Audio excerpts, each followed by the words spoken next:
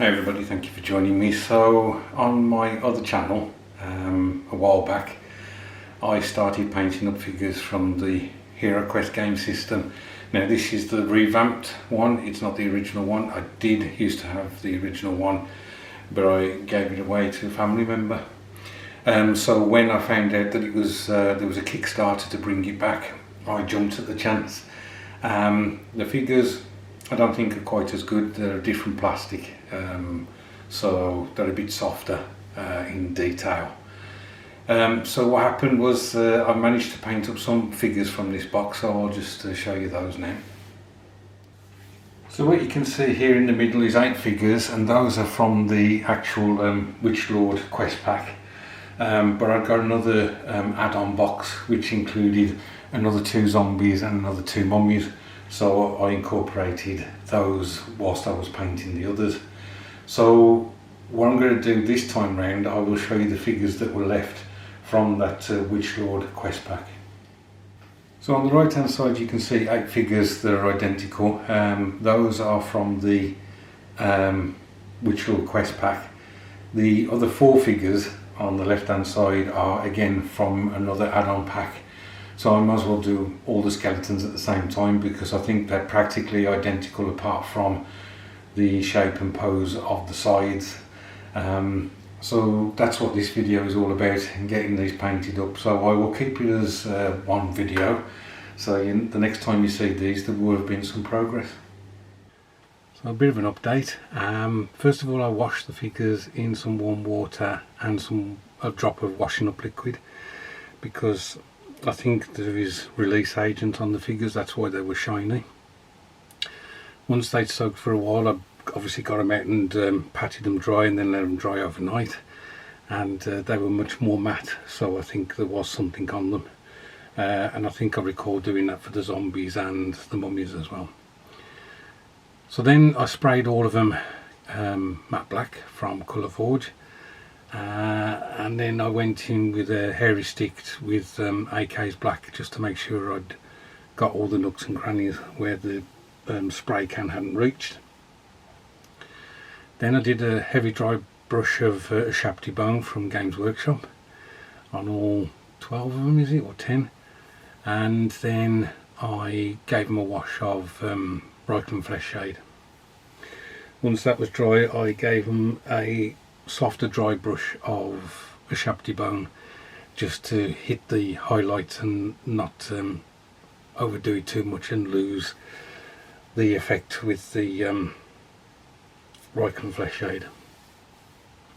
So the difference between the 4 guys on the right and those on the left is that what I've started doing is painting those areas black that aren't bone, because obviously there's a lot of over painting with dry brushing.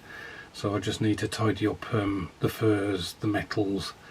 I've tidied up the wooden part of the side and the blade. I haven't tidied up the wrappings around the side. I'm thinking of just over painting those with the brown leather, but I needed to make sure there was delineation, nice clean delineation between the various parts that weren't bone. It's a bit of a laborious task, I've got to be honest. There seems to be quite a bit of detail that isn't bone on the skeletons, unlike Games Workshop skeletons where there's considerably more bone, I feel. So I'm going to crack on with these and we'll update you in a bit. Okay, I'm back, and the skeletons have now been painted. I've suddenly realised that in completing the skeletons, or at least 8 of them, I've completed this quest pack, and so I will show you the skeletons that I've done as part which was the initial basis of this video, but then I'll show you the completed quest pack. So there you go guys, 12 skeletons painted. I've got to be honest, I went down a bit of a rabbit hole with these. I was painting them as if they were figures for a tabletop army or something like that. I was getting very into the detail, and I suddenly realised no, these are just some, you know, like glorified counters for a game, and consequently I kind of pulled back a bit on how much detail painting I was doing. I could have rusted the sides, the armour. I could have highlighted some of the leggings, the shin guards, they're just one colour. I could have highlighted the red that's on them as well.